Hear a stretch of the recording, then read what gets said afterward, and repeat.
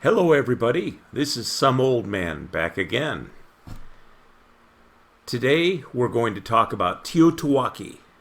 That's an acronym in the prepper world for the end of the world as we know it. What does that line mean? Some people would say it's the end of the world. Giant asteroids crashing into the Earth.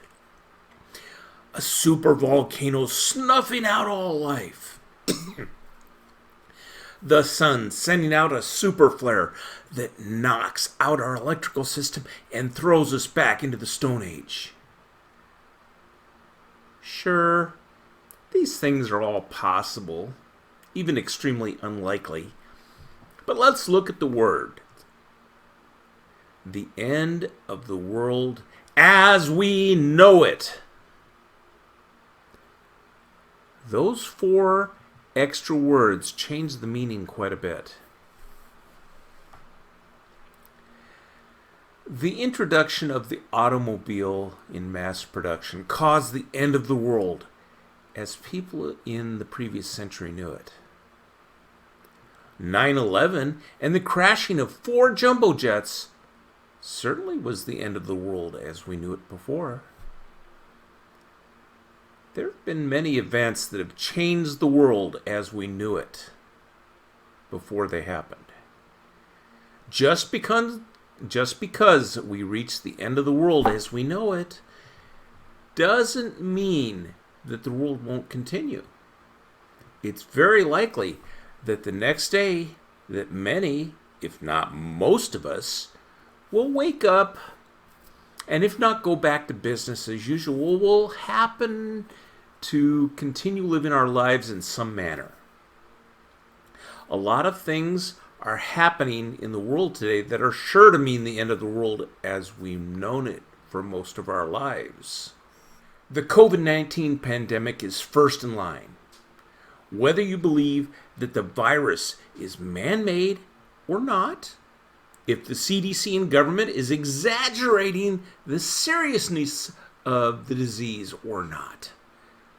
Despite any uncertainty about the usefulness of the vaccine that is offered to combat the COVID, without even considering whether you may take the shot or even if you get the bug or not, the pandemic is affecting you, whether you believe it or not.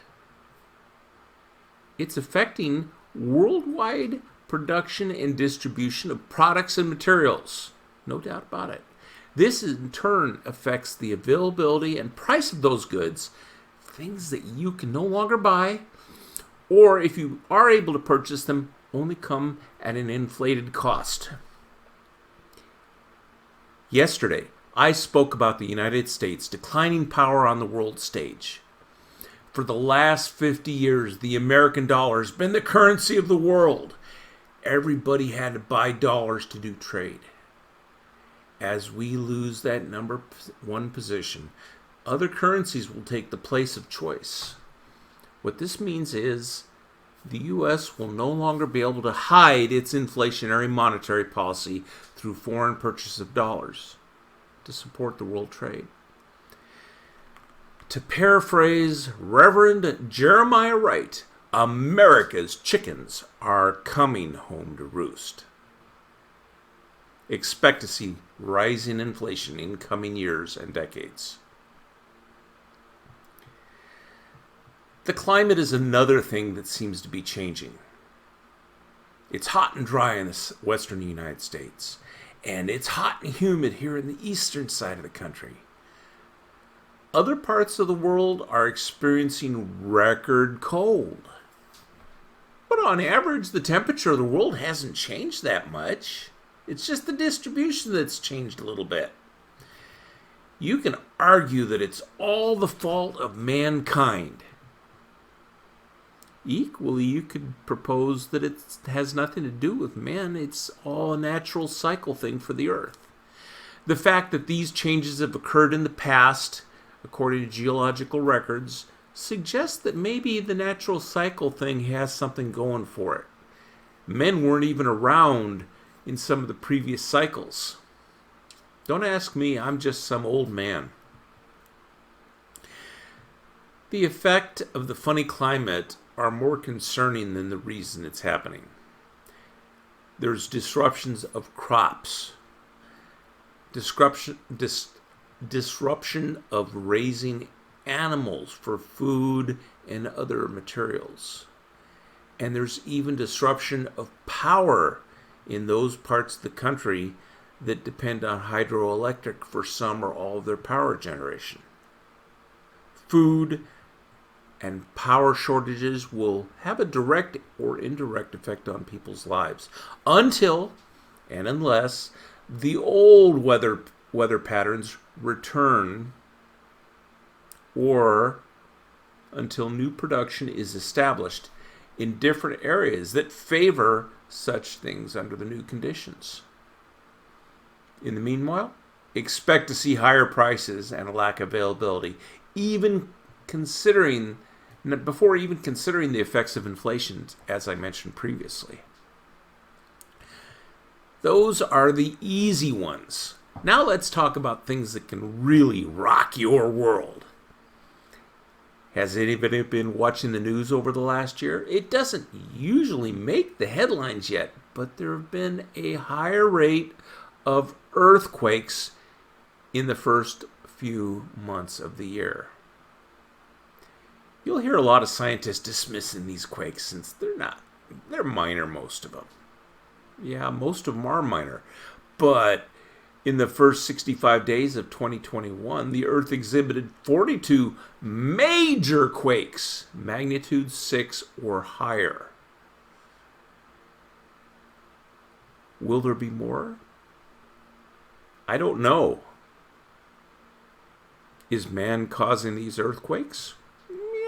Arguably yes, for some of the shallow ones, especially in the United States where we do fracking and the earthquake is in the exact area that we're doing the fracking. That's very likely. But when the earthquake is deep in the earth, we don't frack that deep.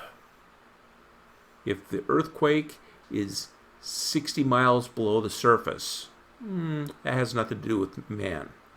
That's something else. I don't know. There are some researchers that are trying to draw a connection between solar output, CMEs and so forth, and Earth's magnetic field, which, by the way, is in decline, indisputably. Now, I don't know if this is a reasonable hypothesis. I just listen. I'm neither a geologist, a physicist, or a solar astronomer, so I can't really tell you. I just find the theory interesting, and I'll note that if what they suggest is correct, we will be seeing continued earthquake activity as well as increased volcanism in the coming years. Who knows? We may see Yellowstone erupt yet. Are we about to experience the end of the world as we know it? Almost certainly. Will it be the end of you and me? Perhaps. Does it mean the end of America? Maybe. The end of modern civilization? Again, there's no telling.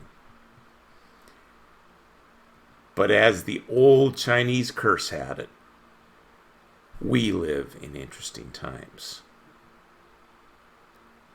If you enjoyed this content, hit the like button. Leave a comment to continue the discussion. Subscribe and hit the bell notification button so you'll see my content when I post a new video. This is Some Old Man, signing off.